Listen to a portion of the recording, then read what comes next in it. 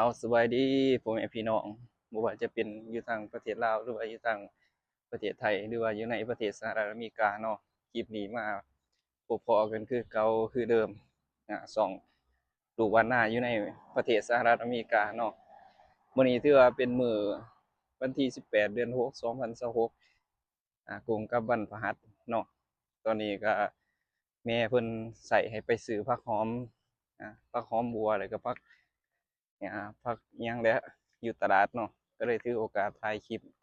ย่างไปสิพาพี่พาน้องไปเบิ่งตลาดบ้านเขาเนาะว่าเป็นแบบใดนี่แม่นบรรยากาศแคมป์ทางเนาะตลาดก็บ่ไกลหรอกประมาณ100เมตร200เมตรนี่แหละสิขี่รถก็พอกระเทิดก็เลยถือโอกาสย่างมื้อนี้ก็บ่ได้ไปเฮ็ดเวียกแหน่ก็เลยเลิกมาไว้ก็แม่เราใส่ไปซื้อผักหอมกับผักบัว ก็ได้ถ่ายได้โอกาสถ่ายคลิปสิพาพี่พาน้องเฮาไปเลาะชมบรรยากาศนี่อากาศนี้ช่วงนี้ประมาณ3โมงไปหา4โมงเนาะบรรยากาศถือว่าเป็นช่วงยามแลงถ้าว่าเทียบใส่บ้านเฮาก็สิแม่นเป็นช่วงตอนเช้าเนาะทางนี้ก็สิแม่นตอนแลงอันนี้สิพาพ่อแม่พี่น้องเฮาไปเลาะชมเบิ่งตลาดบ้านเพิ่นว่าเป็นลักษณะแบบใดซื้อผักหอมเพราะว่าแม่เราสิเฮ็ดปีกดีดแล้วก็แจ่วขมเนาะบ้านเฮาเพราะว่าเขาซื้อดีดเข้ามาซื้อดีนงัวมาอยู่ตลาดมาเฮ็ดแจ่วเฮ็ดหยังสิพาพ่อแม่พี่น้องเฮาเอาได้เบิ่งคลิปนี้วิดีโอนี้ก็ฝากกดไลค์กดแชร์แล้วก็เพื่อเป็นกำลังใจให้กับลูกหลานนาที่ว่าอยู่ในประเทศสหรัฐอเมริกาเนาะพาพี่พาน้องเฮามาเลาะชมก็แตกต่างจากบ้านเฮาเนาะถนนหนทางเบิ่งกันพ่อแม่พี่น้องผู้ดีผู้ดีย่างมาฮอดหน้าตลาดแต่ว่ายังบ่ทันได้เข้าไปเนาะบ่ทันได้เข้าไปซ้ำพ่อแม่พี่น้องนี่แม่นบรรยากาศทางหน้าตลาดคนก็มาหลายเด้ตลาดอเมซอนเนาะอเมซอนบ่คนหลายสิพาเข้าไปเบิ่งทางข้างในว่าสิเป็นแบบใดนี่นี่แม่นทางหน้าตลาดเนาะพี่น้องเฮาได้แล้วข้าวหอมบัวข้าวหอมบัวข้าวหอมหลังจากได้แล้วเขามีแต่ไปจ่ายเงินอย่างเดียวอันนี้เครื่องคืออะไรตามครบจำนวนแล้วยังไปจ่ายเงินพอให้พี่น้องไปรอจ่ายเงินนำกันเบิ่งมันโอ้คนหลายอยู่เลยเอาเข้าวันนี้แล้วโอ้คือว่าเฮาก็ได้เครื่องตามที่ว่าแม่เราสั่งเด้อคือผักหอมบัวแล้วก็ผักหอมป่นเนาะผักหอมบัวก็ผักอิหยังก็2อย่างนี่แหละโอ้แต่ว่าอากาศก็นี่แดดสมควรพ่อแม่พี่น้องมีแต่สิย่างกลับบัดนี้เพราะว่าแม่เรากำลังรอท่า Hello no thank you โอเค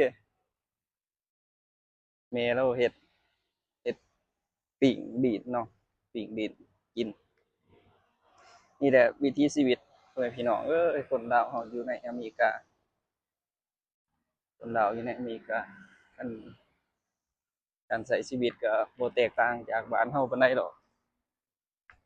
โอ้แดนข้ามทางก่อนไว้ก็คล้ายๆกันเนาะตามได้อยู่โดนไปแล้วก็ความตึงเคยกับบรรยากาศถนนหนทางกับการใช้ชีวิตคันมาใหม่ๆก็สิยากแหน่ก็ต้องอาศัยการปรับตัวปรับสภาพให้มันเข้ากับเหตุการณ์บ้านเมืองเพิ่นตอนมาใหม่ๆเนาะแต่ว่าบัดเฮามาโดนๆเฮาอยู่ไปได้หลายปีไปก็คิดว่าโอเคเนาะนี่มาอยู่ใช้ชีวิตอยู่ในอเมริกาถึงอันนี้ประมาณ8-9 ปีเรียนสิคือว่าคราวเดียวเนาะเมื่อบ้านเฮาเที่ยวเมื่อบ้านก็ประมาณ2-3เทื่อแต่ว่ามาอยู่ในอเมริกานี่ประมาณ8 ปีหรือ9 ปีนี่แหละ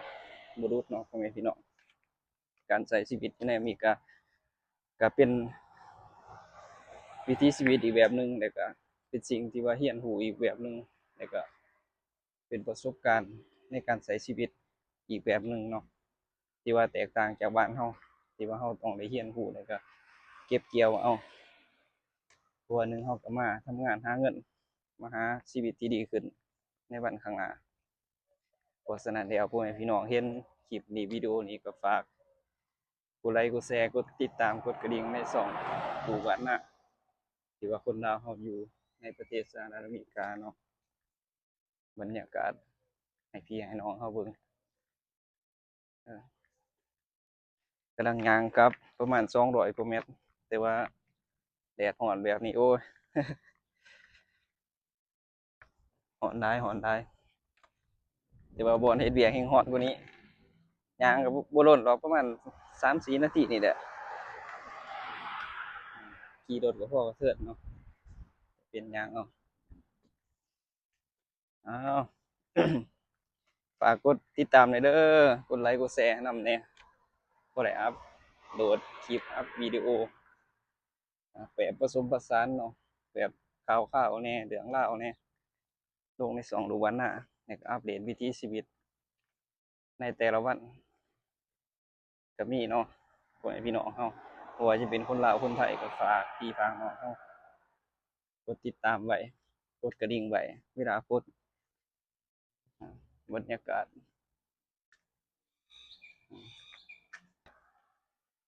อย่างนี่เป็นเพื่อนเด้เพื่อนบ่นอยู่พอดีมาฮอดพอดีเด้อฮอดเพื่อนบ่นอยู่แล้วบรรยากาศอ้าวพอดีมาฮอดพอดีพ่อแม่พี่น้องเอ้ยฮอดเพื่อนบ่นอยู่เด้อนั่งจากย่างไปซื้อเครื่องประมาณไปกลับก็ประมาณ10นาทีเนาะมาฮอดพอดีแล้วเด้เพื่อนบ่นอยู่ได้พักได้หยังมาให้แม่แล้วเดี๋ยวเอาพ่อแม่พี่น้องเฮาได้เบิ่งวิถีชีวิตการไปตลาดบ้านเขาแล้วก็ ถ้าว่ามีความคิดเห็นแบบไรก็สามารถแสดงความคิดเห็นแล้วก็สามารถเข้ามาคอมเมนต์ทักทายสบายดีในสองลูกบ้านนาที่ว่าอยู่ในประเทศสหรัฐอเมริกาเนาะไว้พี่น้องเฮาอ่านี่ได้พักเฮาก็ได้แล้วแต่ว่าอยู่ในนี้ใส่ในส่วนหลายเพิ่นสิบ่ใส่ธงให้เนาะใส่แต่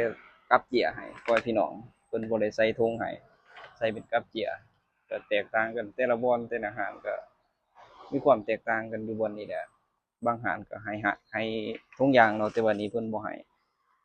เอาสิได้ลาพ่อแม่พี่น้องไปก่อนเด้อเนาะสิเข้าไปข้างในจังไดก็อย่าลืมฝากกดติดตามให้นำแหน่ตอนนี้คนติดตามกำลังอยู่ประมาณ200ปลายเนาะบ่ค่อยได้มีเวลาอัปโหลดคลิปใหม่ๆให้พี่ให้น้องเฮาต้องขอโทษขออภัยเนาะถ้าว่าได้กดติดตามแล้วก็ติดตามต่อไปเด้อเอาบ๊ายบาย